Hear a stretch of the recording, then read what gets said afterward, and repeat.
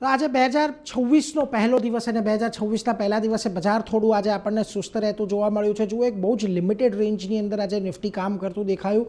26,200ની ઉપર જવાનો પ્રયાસ થયો, પરંતુ આજે એક પણ વખત 26,200ની ઉપર આપણે નથી ગયા. દિવસના અંતે ઓલમોસ્ટ ફ્લેટ લેવલ પર બંધ થયું છે. સેન્સેક્સમાં પણ ફ્લેટ ટુ નેગેટિવ આપણને ક્લોઝિંગ આવતું જોવા મળ્યું. નિફ્ટી બેંકમાં પણ આજના દિવસે જુઓ એક 5% જેટલી તેજી આવતી જોવા મળી છે. અહીંયા પણ આજે એવી સ્ટ્રેન્થ આવતી ખાસ કરીને આપણને જોવા નથી મળી. વાત કરી લઈએ મિડ કેપ સ્મોલ કેપ, તો મિડ કેપમાં તો એક 0.5% તેજી રહી, પરંતુ સ્મોલ કેપમાં એક રેડ ઝોનની અંદર ખાસ કરીને આપણને આજે ક્લોઝિંગ આવતું જોવા મળ્યું છે. હવે કયા સેક્ટર્સ આજના દિવસમાં ફોકસમાં રહ્યા, તો જુઓ ઘણા બધા આજે ઓટો નંબર્સ આવ્યા, એને પગલે ઓટો સ્ટોક્સમાં આજે એક તેજી રહી. આ ઉપરાંત તમને રિયલ્ટી, મેટલ આ બંનેમાં એક સારી તેજી ખાસ કરીને જોવા મળી. પરંતુ એફએમસીજી સેક્ટર, ખાસ કરીને આઈટીસીનો જે ઘટાડો આવ્યો એને લઈને એફએમસીજી સેક્ટરમાં એક મોટો ઘટાડો દેખાયો. આ ઉપરાંત capital market shares, pharma shares, અહીંયા પણ આજે તમને થોડુંક દબાણ વધતું દેખાયું છે.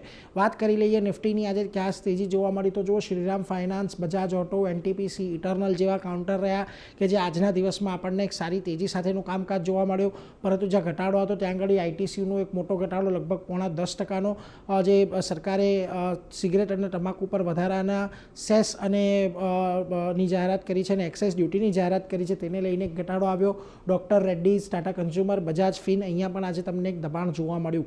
મિડકેપના ફ્રન્ટ પરથી આજે સારી તેજી તમને વોડાફોન આઈડિયામાં રહી. સમાચારને પગલે ગઈકાલના નીચલા સ્તરેથી એક રિકવરી આવી.